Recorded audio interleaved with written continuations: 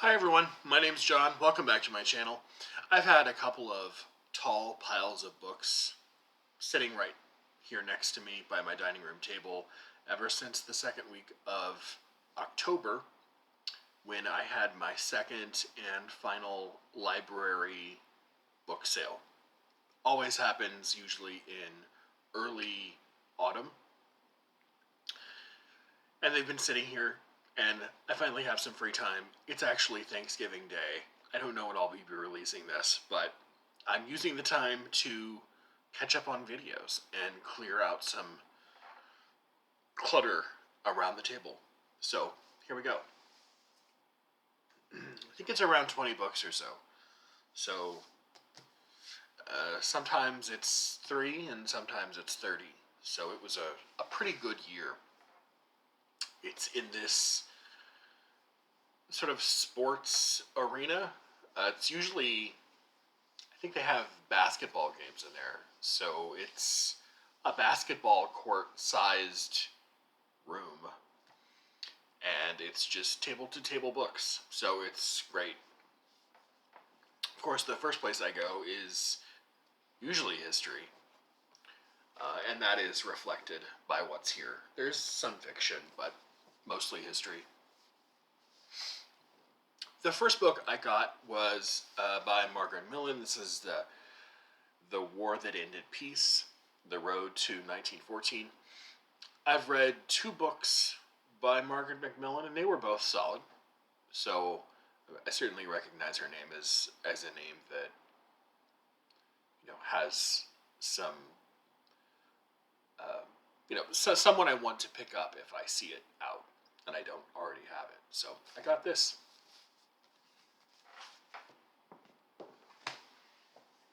Much World War II stuff is here.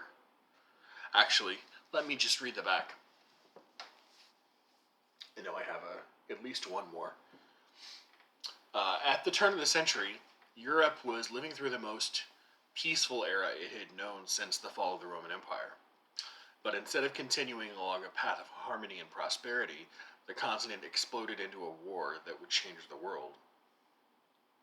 The War That Ended Peace brings vividly to life the military leaders, politicians, diplomats, and bankers, the extended family of crowned heads who failed to stop the descent into war. Among them, the mercurial Kaiser Wilhelm II, the hard-working Emperor Franz Joseph, and the doomed Tsar Nicholas II and his wife. Macmillan also shows those warnings went unheeded and those who sensed the early vibrations of a coming tragedy. Alfred Nobel, the urbane Count Harry Kessler, whose diaries capture Europe at a pivotal moment. Winston Churchill, then First Lord of the Admiralty and a rising figure in British politics, and more. With indelible portraits, Margaret Macmillan shows how the fateful decisions of a few powerful people changed the course of history. So, one of the reasons why I avoid a lot of World War I history is because much of it, not all, is driven by military history, which I've avoided more in the past. I'm more open to now, but gradually becoming more open-minded. But this looks like a great way to sort of start out, as if World War I wasn't complicated enough to the opening years, or the years that led up to 1914. Here's some more World War II stuff. Another book by Anthony Beevor. This is his history of the Battle of Stalingrad, the fateful siege, 1942 to 1943. In August of 1942, Hitler's huge Sixth Army reached the city that bore Stalin's name. In a 5-month siege that followed, the Russians fought to hold Stalingrad at any cost. Then, in an astonishing reversal, encircled and entrapped their Nazi enemy. This battle for the ruins of a city cost more than 1 million lives. Stalingrad conveys the experience of soldiers on both sides, fighting in inhuman conditions and of civilians trapped in an urban battlefield. Anthony Beaver has interviewed survivors and discovered completely new material in a wide range of German and Soviet archives, including prisoner interrogations and reports of desertions and executions. As a story of cruelty, courage, and human suffering, Stalingrad is unprecedented and unforgettable. So,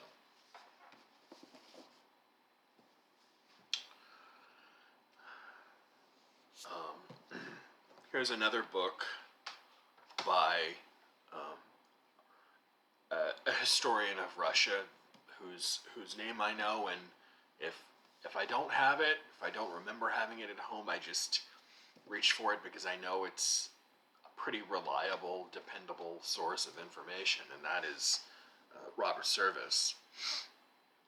This is his History of Modern Russia, which I think starts at the end of the 19th century, maybe the very beginning of the 20th. Russia had an extraordinary 20th century, undergoing upheaval and transformation. Updating his acclaimed History of Russia, Robert Service provides a panoramic perspective on a country whose Soviet past encompassed revolution, civil war, mass terror, and 2 world wars. He shows how 7 decades of communist rule, which penetrated every aspect of Soviet life, continue to influence Russia today. And this new edition, which is now 22 years old, takes us through Vladimir Putin's entire presidency and the election of his successor, Dmitry Medvedev.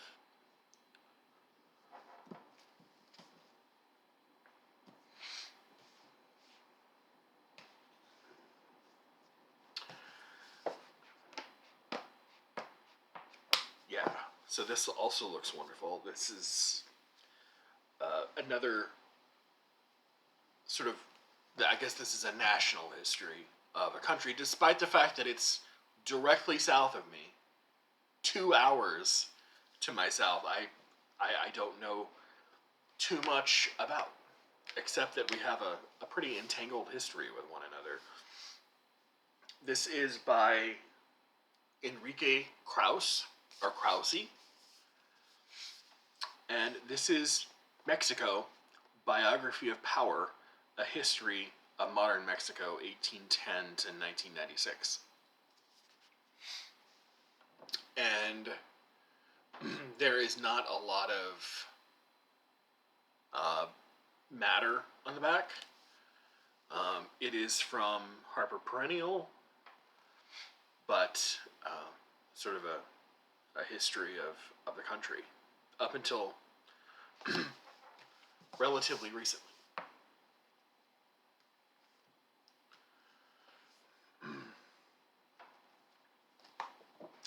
I thought I had a copy of this, and it turns out actually I got 2 books at the library book sale that I already had at home because I forgot I had copies of them. This was not one of them, even though I'll show you the others that I did accidentally pick up. This is Lord Kinross's The Ottoman Centuries, The Rise and Fall of the Turkish Empire. The Ottoman Empire began in 1300 under the almost legendary Osman I, reached its apogee in the 16th century under Suleiman the Magnificent, whose forces threatened the gates of Vienna, and gradually diminished thereafter until Mehmed VI was sent into exile by Mustafa Kemal, who was better known as Ataturk. In this definitive history of the Ottoman Empire, Lord Kinross, painstaking historian and superb writer, never loses sight of the larger issues, economic, political, and social. At the same time, he delineates his characters with obvious zest, displaying them in all their extravagance, audacity, and sometimes ruthlessness. This might be a part of a video that I do, one book and a video that I make next year, if I end up making it, about books that I want to read in a project. I hesitate to use that word because it makes it sound like work, but an extended reading multi-book undertaking about the history of Islam. Its ideas, its people, the empires that were contained um, in it, people who practiced it, just culture, everything. And I have a few dozen books on the subject, every aspect of it, most aspects of it. And if I feel up to it, sometime I'll make that video next year in 2025. But this would probably be one of the ones in it. One of the books that I had already at home but forgot is this one. It is Adam Zamoyski's Moscow 1812, Napoleon's Fatal March. Napoleon's invasion of Russia and his ensuing terrible retreat from Moscow played out as military epic and human tragedy on a colossal scale, history's first example of total war. The story begins in 1811 when Napoleon dominated nearly all of Europe, succeeding in his aim to reign over the civilized world like a modern-day Charlemagne. Part of his bid for supremacy involved destroying Britain through a continental blockade, but the plan was stymied when Russia's Tsar Alexander refused to comply. So he set out to teach the Tsar a lesson by intimidation and force. What followed was a deadly battle that would change the fate of modern Europe. By invading Russia in 1812, Napoleon was upping the ante as never before. Once he sent his vast army eastward, there was no turning back. He was sucked further and further into the one territory he couldn't conquer. Trudging through a brutal climate and hostile lands, his men marched on toward distant Moscow. But this only galvanized the Russians, who finally made a stand at the gates of the city. The ensuing outbreak was a slaughter, the likes of which would not be seen again until the first day of the Psalm, more than a century later. So, a history of Napoleon's invasion of Russia. And this is the other one. I'm glad they're sort of next to one another, so I guess I'll end up giving these away because I already have them. But this is another historian, this time American history, early American historian, whose name I recognize, William Freeling. And this is his The Road to Disunion, Secessionists at Bay, 1776 to 1854. And this is part of a 2-volume series, the other volume of which is called Secessionists Triumphant, 1854 to 1861. So it takes you all the way up to the beginning of the American Civil War. I think I had one. I knew I had one and didn't know which one, so I took a 50-50 chance, and it was the one I already had. So, luck. Or lack thereof. I've had a few chances to read John Updike's literary criticism. I'm not a big fan of his novels at all. But his literary criticism is sort of occasional pieces that he writes for book reviews and stuff like that. Can be pretty solid.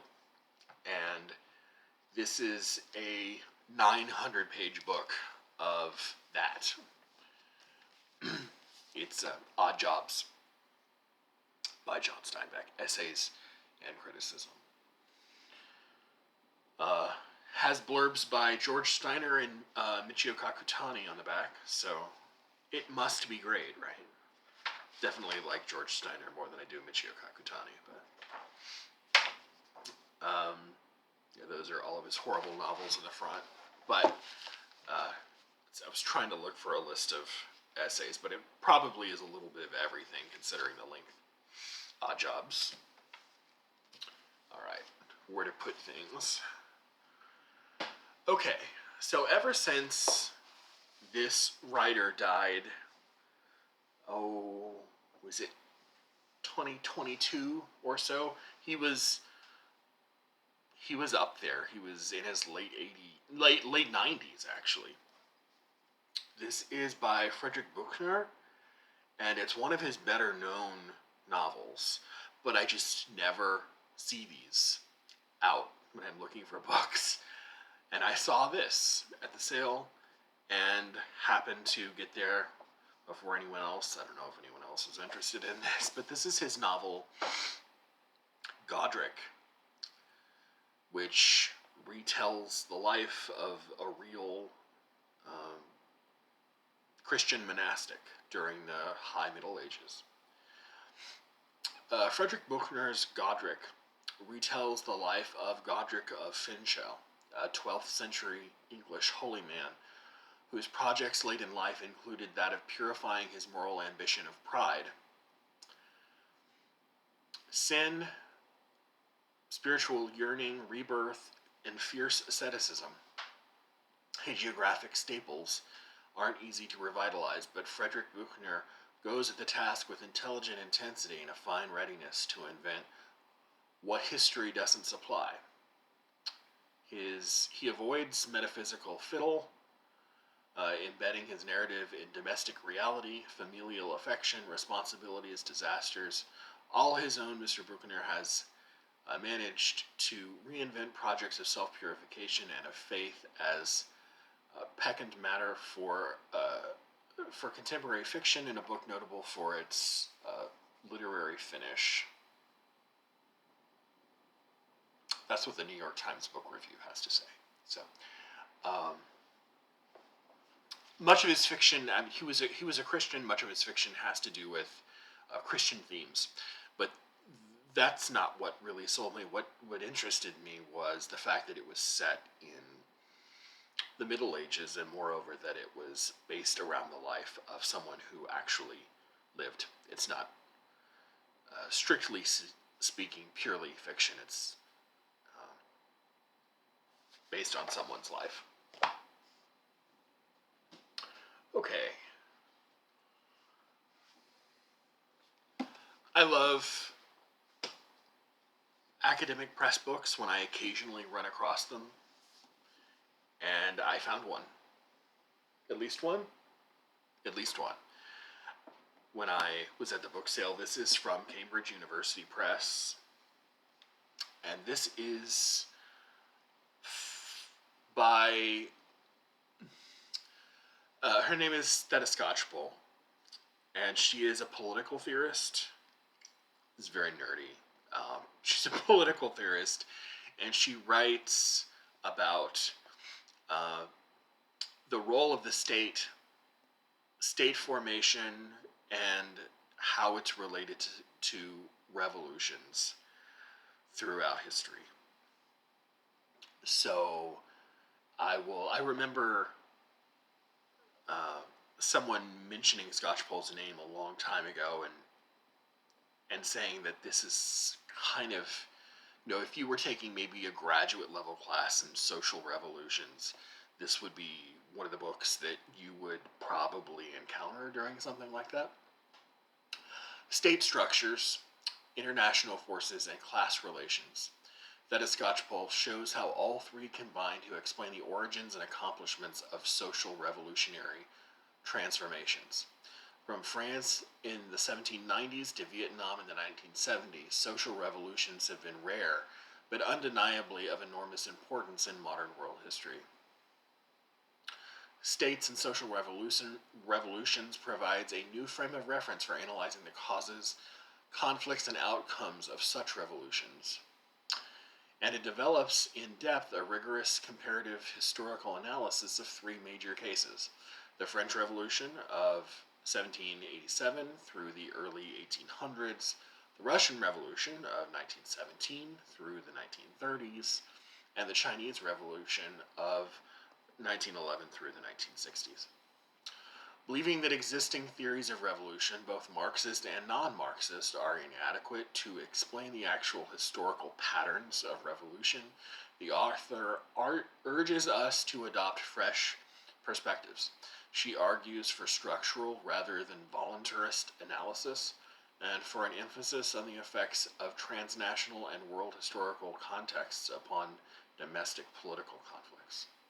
Above all, she maintains that states conceived as administrative and coercive organizations potentially autonomous from class controls and interests must be made central to explanations of revolutions. So, yeah, kind of fascinating. Academic, yes, but you all already know how geeky I am.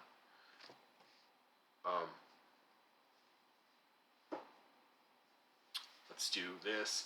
I had. So I always listen to his podcast. Not always. Frequently listen to his podcast with Anita Anand. This is. How does he say his name? He emphasizes a latter syllable. I think he says William Dalrymple. I had always called him William Dalrymple. But William Dalrymple. This is White Moguls. Love and Betrayal in 18th Century India. In 1798, James Achilles Kirkpatrick, British resident at the court of Nizam of Hyderabad, fell in love with a great niece of the Nizam's prime minister and direct descendant of Muhammad. To marry her, Kirkpatrick converted to Islam and even, according to Indian sources, became a double agent working for the Hyderabadis against the East India Company. This remarkable story, unearthed by William Dalrymple during 5 years of research, casts light on the many British colonizers in India who, quote-unquote, went native, taking on their dress, customs, and religions of the subcontinent. These white Moguls were a source of difficulty and embarrassment to colonial administrations from the 16th century until the 1850s, when a new breed of crown subjects took the reins. With a colorful supporting cast of other white Moguls from the area, including Hindu Stewart, who traveled with his own team of Brahmins, and Alexander Gardner, whose tartan turban sported egret plumes, this exotic love story conjures all the sweep and resonance of a great 19th century novel. So, White Moguls.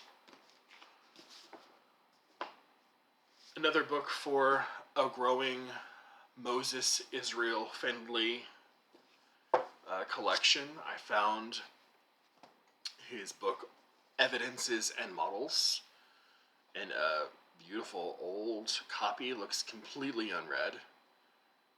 And this is probably know Moses Findlay is the guy who wrote The World of Odysseus, as it says right there on the cover.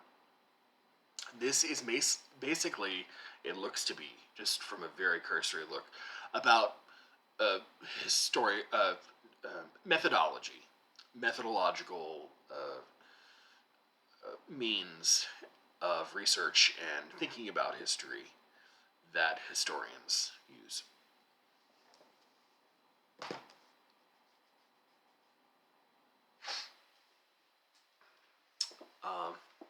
A book on Chaucer. Especially, I got this mostly for his lesser known poems. So not Canterbury Tales so much, which you can find 1,017,000,017 explications of all over the internet and other places. But this is John Gardner, who I love anyway.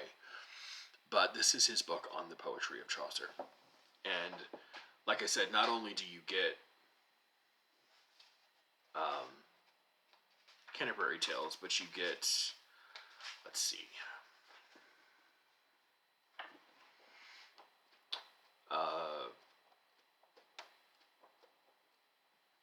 The Legends of Good Women, The House of Fame, Troilus and Cressida, The Parliament of Birds, The Book of the Duchess. All of the quote-unquote lesser-known works of Chaucer.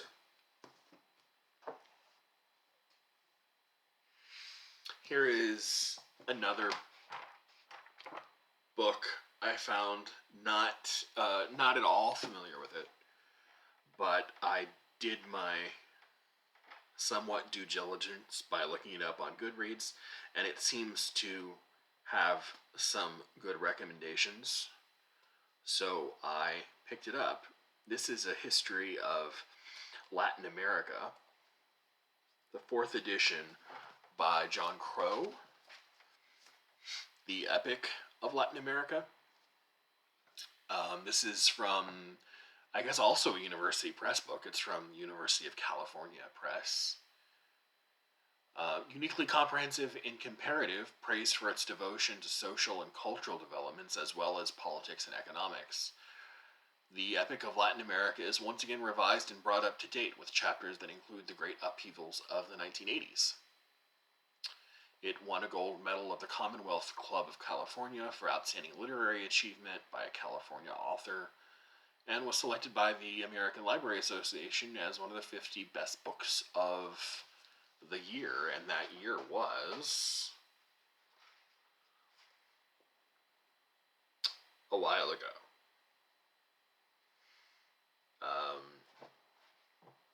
The latest edition being 1992. So it's got some age on it, but also looks to be just a lot of history you don't find readily accessible in the places that I look. So you also just don't find a lot of Latin American general histories being published these days. At least I don't see them. If they are. More Russian history. This is Dominic Levin, whose name I know because he always used to be on C-SPAN back in the aughts when I would watch it on a regular basis. And he would be one of their go-to people for Russian politics and geopolitical analysis.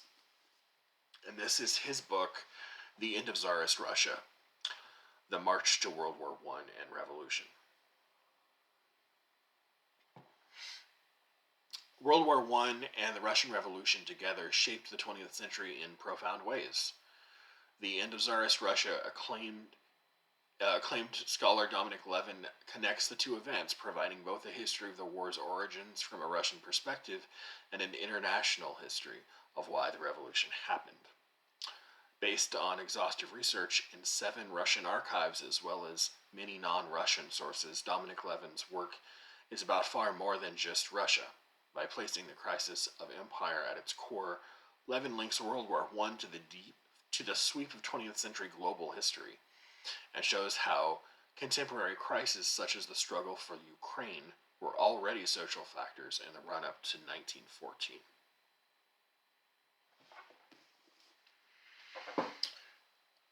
Okay, so let's do a 3-volume set that I found. This is the USA trilogy by John Dos Passos. All 3 of them, too. So there is the 42nd parallel. Excuse, they have the Mylar on there, so it's catching some glare. My apologies. And then 1919. And the last volume, The Big Money.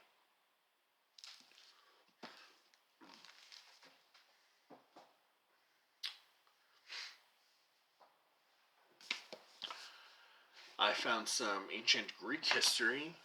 I hope this book is better than the book I just read earlier this year by the same author, which was printed by...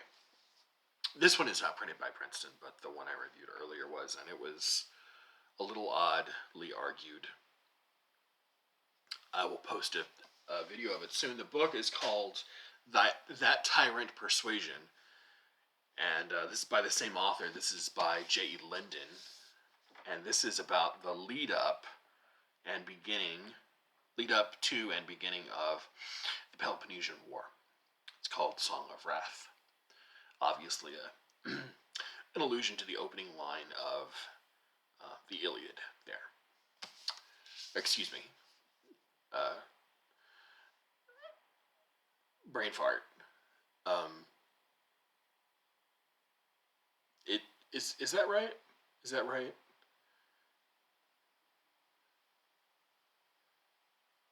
Now I'm having to think. I shouldn't do 30-minute long videos, but isn't Song of Wrath? It's somewhere in the first line of the Iliad, but or is it? Yeah. Wow. It's late, and I've been making videos for much too long. Now I can't remember if it's the Iliad or the Aeneid. Okay. It's time to stop making videos and go do something else. I will. Let's see. We only have 3 more. So I recognize John Toland's name. This is probably the most recognized book that he wrote, at least that I know of. It's the one that won all the prizes, I think. This is The Rising Sun. The Decline and Fall of the Japanese Empire, 1936 to 1945. So, to research this book, John Toland and his wife, who is Japanese, spent 15 months traveling through the Far East: Japan, Iwo Jima, Okinawa, Taiwan, the Philippines, Guam, Saipan, Singapore, Malaysia, Thailand. Included among the almost 500 people interviewed were the Emperor's chief advisor, the Privy Seal, Marquis Koichi Kido, top military leaders, members of Tojo's cabinet, hundreds of military personnel of every rank, as well as more than 50 survivors of Iwo Jima and Nagasaki. The author also interviewed numerous Americans, from President Truman and Admiral Nimitz to scores of prisoners of war. And it is large, over 900 pages, all said and done. So between this and the Bix book on the fall of the Japanese Empire, this will be interesting. And one more, partial set, I guess. Which one comes first? So I think everyone knows about Shearer's history of National Socialist Germany. The big long one. Well, he also wrote a 3-volume book called what is the full name of the series? This is only giving me the titles of the individual books, but this is called, is it 20th Century Journey? That might be it. 20th Century Journey, The Start, 1904 to 1930, by William L. Shearer.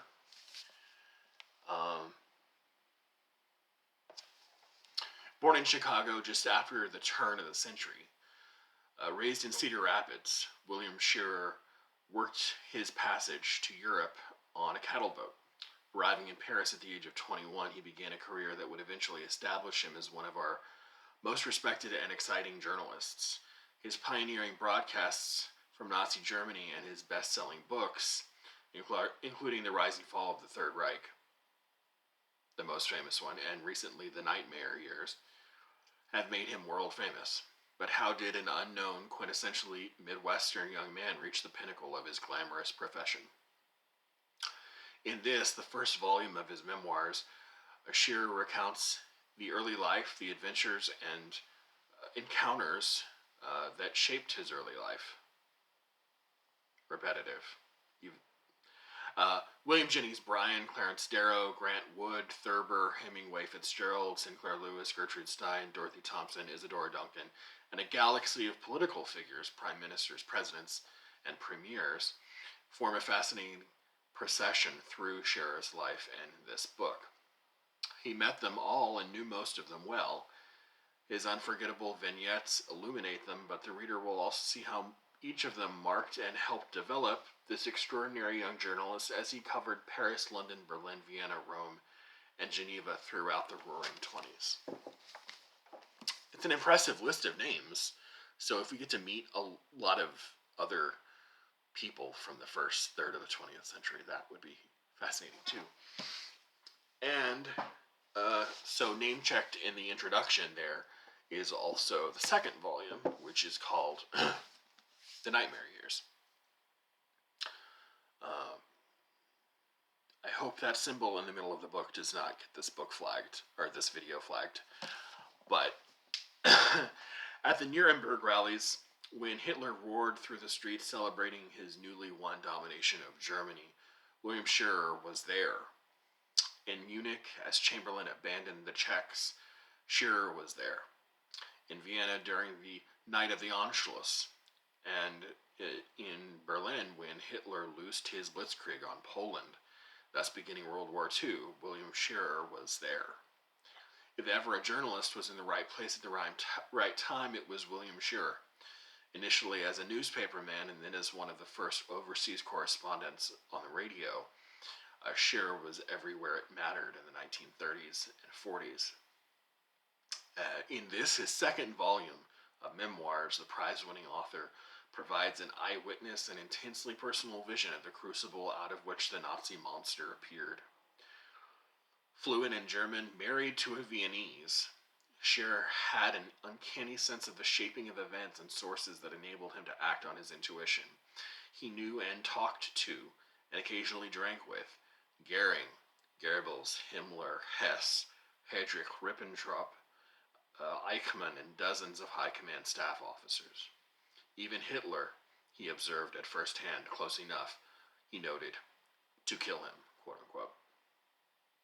Through articles, simultaneous translations of Hitler's speeches and his own broadcasts, Scherer desperately tried to warn the Western world of his demonic scourge. This demonic scourge. To his intense frustration while he was read and listened to, the urgency of his message was not believed. So, reading the inside covers of Volume 1 and 2 really make me want to get Volume 3, but I'll probably read 1 and 2 first. So, 2 books by William L. Scherer, the first 2 volumes of his 3-volume autobiography. And I'll wrap that up there. That's everything I found at the library book sale. A lot of really fascinating stuff. So I will say goodbye, and I will see you next time. Bye.